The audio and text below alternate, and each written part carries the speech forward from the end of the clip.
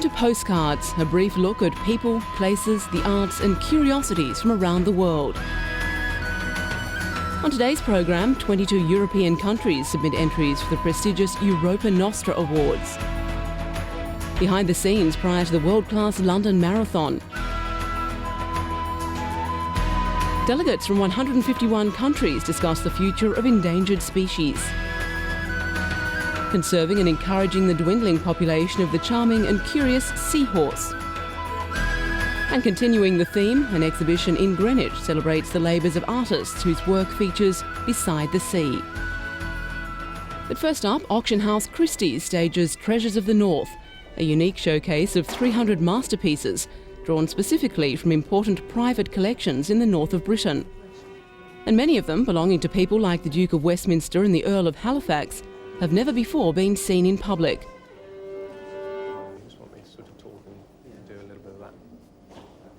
The exhibition includes many of the portraits popular in English collections, like Sir Thomas Lawrence's The Red Boy, and the Honourable Victoria Stanley by John Singer Sargent, a charming portrait from the Edwardian era.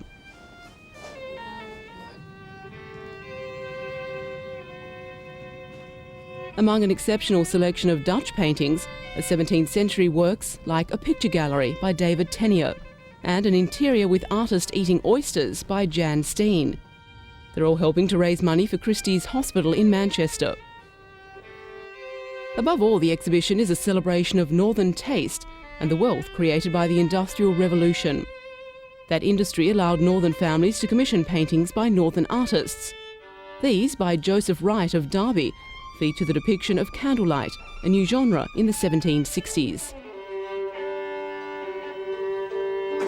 And The Grosvenor Hunt by Liverpool artist George Stubbs is a fine example of sporting art, an essentially English phenomenon in the 18th century. It shows Stubbs as an absolute master of the genre. Lawrence Stephen Lowry's more modern paintings too have an obvious right of place here. But the exhibition also features works like Monet's Poplars on the Banks of the Epte and Dante Gabriel Rossetti's A Christmas Carol, as well as paintings by Degas and Van Gogh.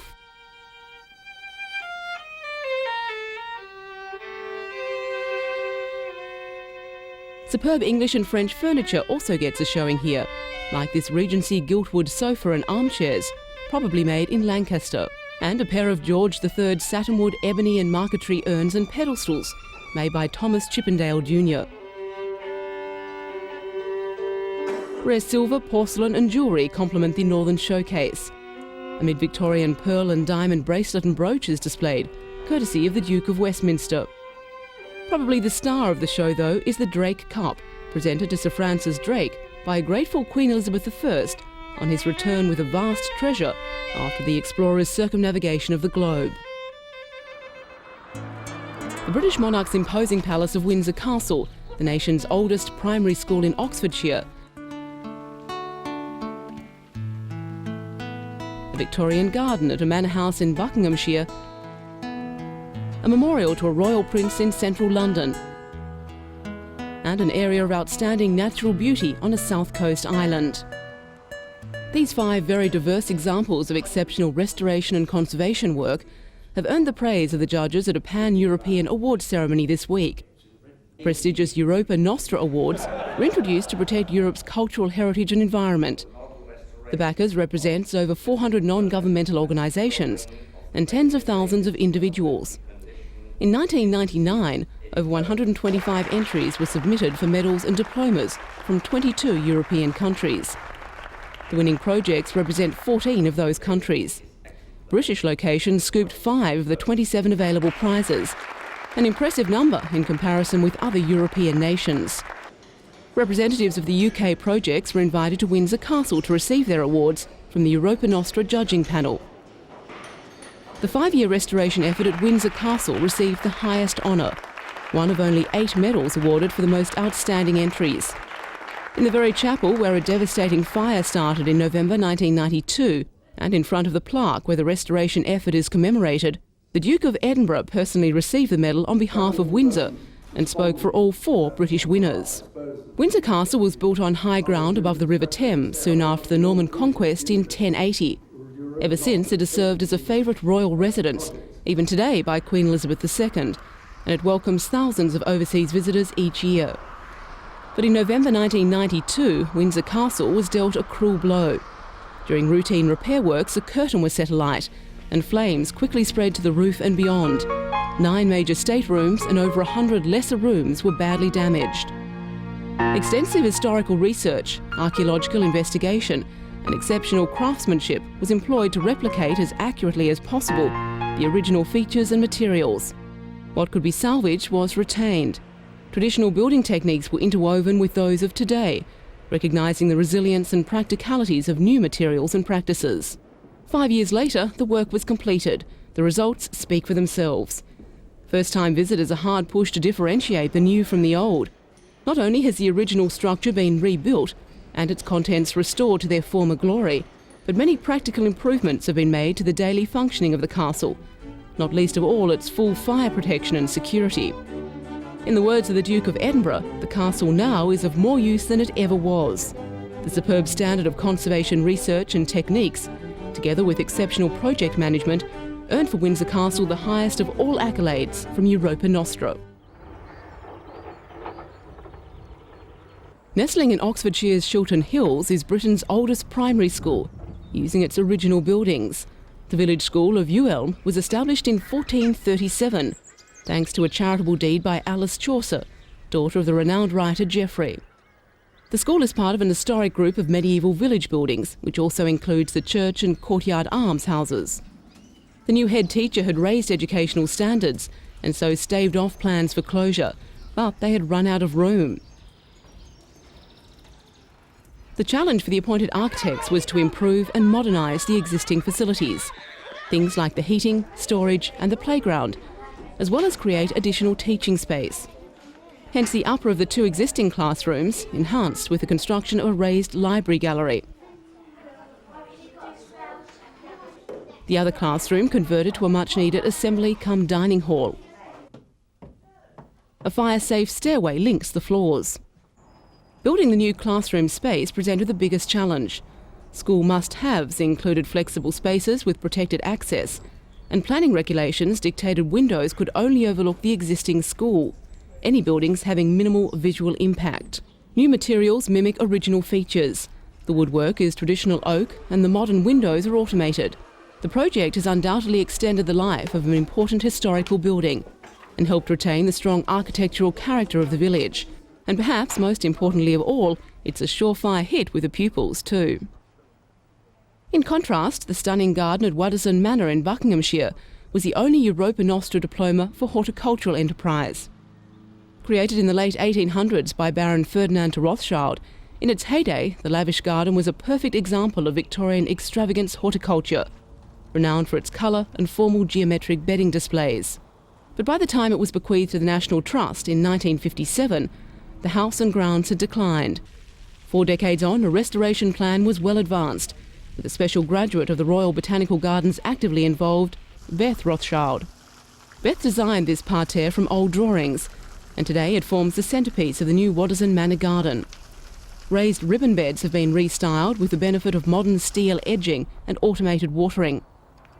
And the intense Victorian colour has been replicated with a changing regime of massed bedding plants, an amazing 120,000 each year.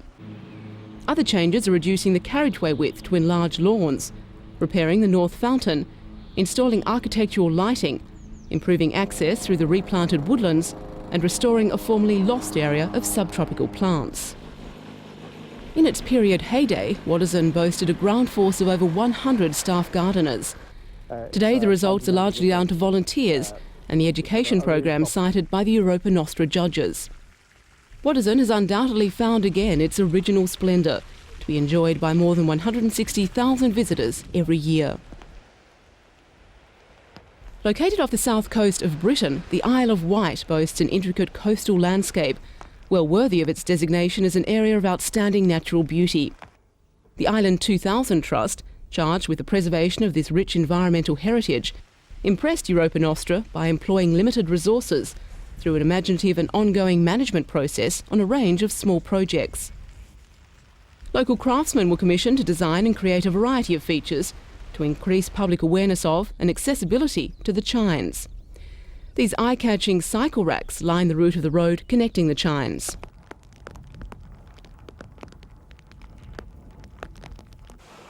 Island 2000's projects are an essential part of maintaining the Isle of Wight's unique position in recreational tourism. The ever-changing south coast climate not necessarily a deterrent for everyone. It's one of London's most prominent, if a little overdone, landmarks. For years, the Albert Memorial was hidden from public view, while extensive restoration work was carried out. Over 5 years, the original gold leaf was replaced on the statue, the ornamental mosaics and bronze cleaned, and damaged leadwork treated against corrosion. The homegrown technicians, craftsmen and architects who restored and masterminded the preservation of the 5 British projects can rest proud this weekend, proud that their exceptional talents and skills have been honoured on one of the grandest of world stages.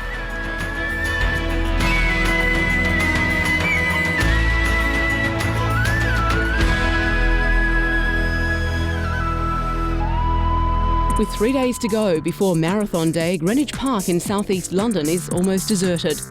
But on Sunday, thousands of runners will be squeezing along this famous avenue of trees at the start of a 26.2-mile journey to Westminster. The marathon will snake its way from Greenwich to Tower Bridge, double back for a long loop through Docklands and past some of the historic landmarks of the capital before finishing in the Mall, central London. The London draws a high-quality field. These 2 top athletes from Kenya are expected to be the front-runners in the women's race. Both the men's and women's race look set to be exceptional this year. Both the men's and women's world record holders are in the field this year, and no less than 11 of the women have personal bests under 2 hours 30. A world record performance is on the cards if the conditions are right.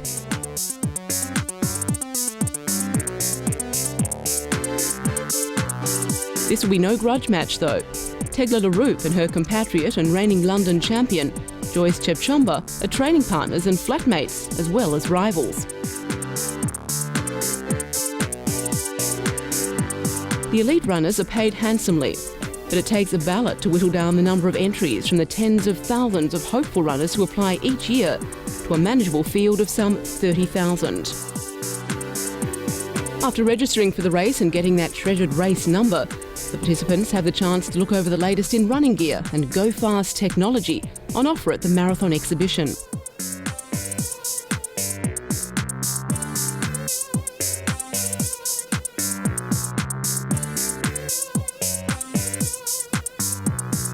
Waterproof jackets, great for winter running. But what about those blustery days when a t-shirt just isn't enough?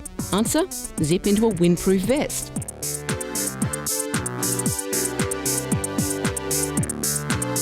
A fan simulates the wind chill factor when you're battling against a headwind. The infrared camera shows that while your arms will get cold, your body stays warm.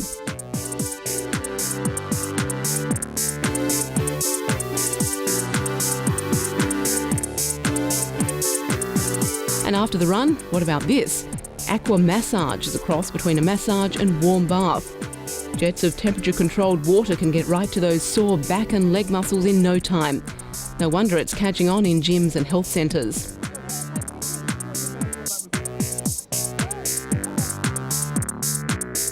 And if you've got worries about your running style, you can get expert analysis on exactly what you're doing wrong and which shoe would suit you best. Although some runners are leaving it until the last minute to get those niggling injuries sorted out for this year's race.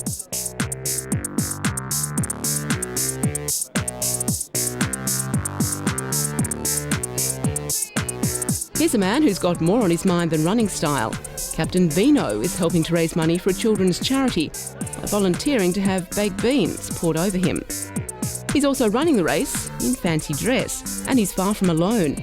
A clutch of runners shunned simple shorts and vests and took to the catwalk in cold and rainy Covent Garden to compete for the prize for the Best Fancy Dress Award. Now, a charity WizKids raise funds to provide tailor-made mobility aids for disabled children. This year, the charity celebrates its 10th birthday, hence the yummy cake.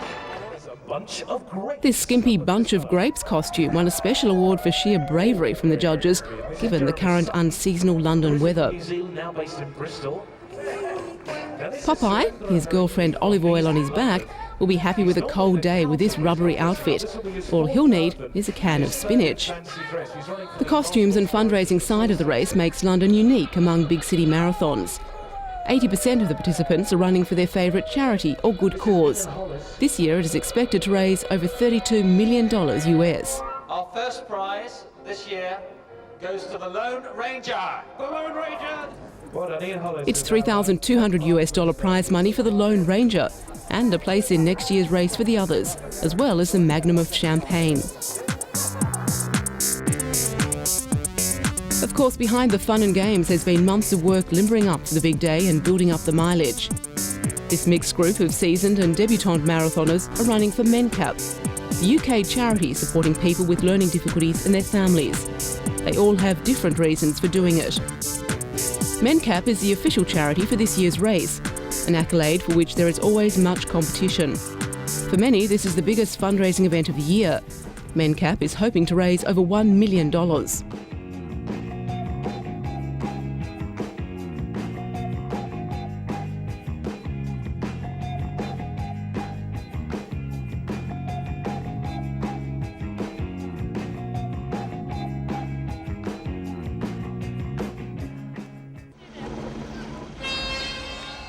The start of the marathon, an unforgettable moment for anyone lucky enough to get a place, as over 30,000 cheering and whooping runners start their long journey. Crowds will cheer them every step of the way, and this being London, 42 separate bands will lift flagging spirits. 26 miles later, for many, the pace has slowed, but the cheers of the crowds propel tired and aching feet to the finish line. And on Sunday afternoon there'll be some blistered feet and aching joints in London. But few will let the pain overshadow the joy of their achievement in completing the London.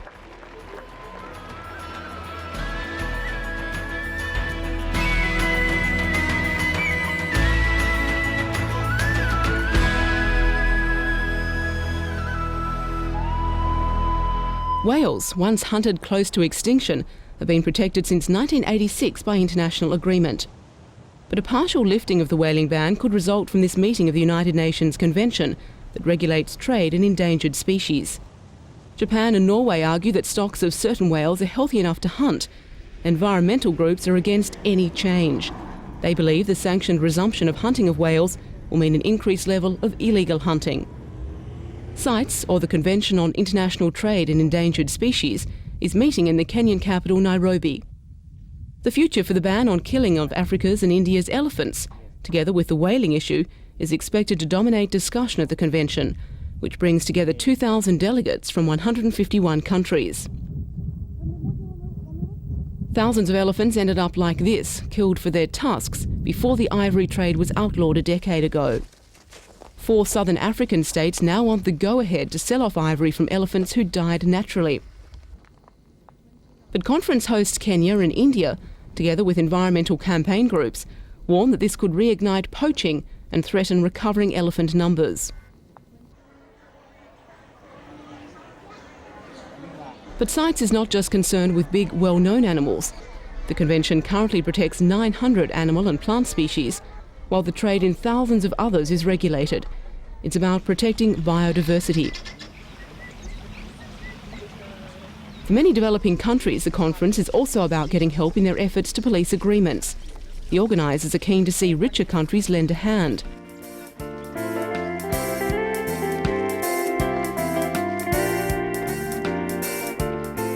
As well as reviewing the protection of species, the Nairobi meeting will also discuss ways to support sustainable use of wildlife, a vital way to win support for conservation among local people. And London Zoo is co-directing an international campaign to save another species under threat, one of the most mystical and mysterious treasures of the oceans, the seahorse. They're the stuff of seafaring legends, but pollution, habitat degradation and low birth rate mean seahorses have been placed on the vulnerable list. One species has been classified as endangered. Their charming behaviour and curious features make them targets for aquarium keepers, but the biggest threat comes from the unsustained harvesting for the Chinese medicine trade, which covets them for the properties supposedly derived from their unusual breeding habits. The male and female actually form a bond for life, and they reinforce this every morning with a little courtship dance. When they're ready and the female's eggs are ripe, they go into a full mating dance, and the female passes the eggs into the male's pouch. It then seals up and the eggs develop within the protection of the pouch. The male then goes into a lengthy labour and pumps out perfectly formed miniature seahorses. While most fish spawn millions of eggs, the seahorse will produce as few as 25 young. In Chinese medicine, the seahorse is used to treat asthma, lethargy and impotence. In their dried form, seahorses are more valuable than silver. But Dr. Heather Hall of London's Aquarium is not out to demonise Chinese medicine. She says a third of the world's population uses traditional medicines, and their use has been recognised by the World Health Organization. It's a very valid form of healthcare, and what is needed is to work in partnership with the Chinese medicine community to stop them being used unsustainably. Besides the UK, Project Seahorse is operating through Canada, North America, the Philippines and Hong Kong.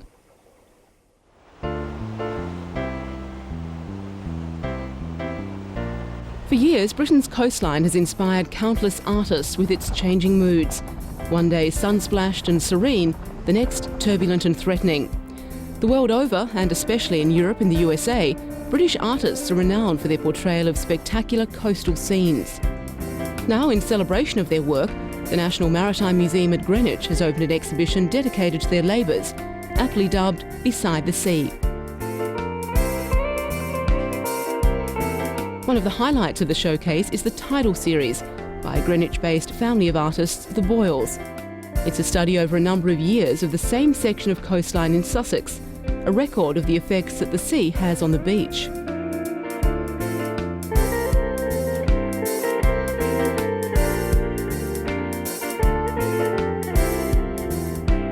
Many artists have used England's Cornish and Devon coasts for inspiration.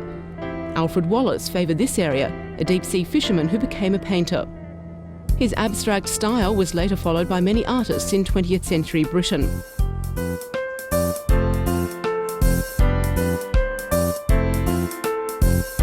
John Brett is renowned for his stretches of coastline. He would venture out in his yacht, sketch the shore, and return to his studio to complete the work. He would even write descriptions of what he could see on the canvas. Brett also used photography to capture his scenes. It's not clear, though, if the photographs were used to help with the painting. Curators at the National Maritime Museum believe Britain's ever-changing coastline has, in the past, been the trademark of Britain's art, and that it will continue to be so for many years to come.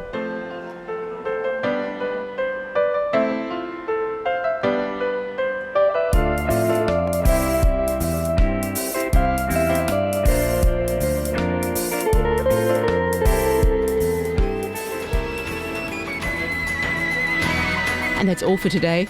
Join us again next time for a postcard look at interesting people, places, the arts and curiosities.